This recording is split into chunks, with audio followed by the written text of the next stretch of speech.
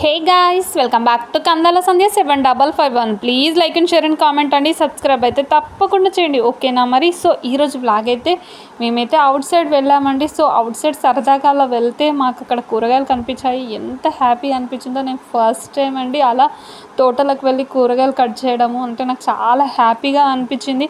నేను పుట్టి పెరిగింది విలేజ్లో అయినప్పటికీ నేను ఎప్పుడు అలా వెళ్ళలేదండి పొలాల గట్లోకి. సో ఇప్పుడు నాకు చాలా హ్యాపీగా అనిపించింది. ఎందుకో అలా తెంపేసరికి నాకు చాలా చాలా హ్యాపీగా అనిపించింది.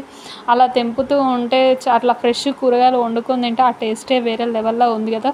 చాలా బాగా అయితే అనిపించింది. నేను, మా వారు, మా పాప అయితే చాలా బాగా ఎంజాయ్ చేసాము ఆ తోటలో. చాలా బాగా అనిపించాయి. ఇంకా అన్ని రకాల కూరగాయలు అయితే తీసేసుకొని అలా అక్కడ నుంచి సరదాగా అలా వెళ్ళేసి ఇంటికి వచ్చేసాము. చూసారా, నేను తెంపే కూరగాయలు ఇవేనండి. చాలా బాగా అనిపించింది నాకైతే.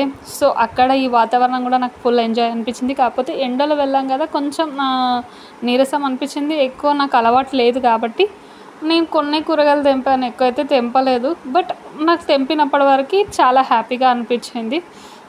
ఇంకా చాలా చాలా ఎంజాయ్ చేసామండి, ఓకేనా? మరి ఈ వ్లాగ్ కనుక నచ్చితే like and share and comment. Bye.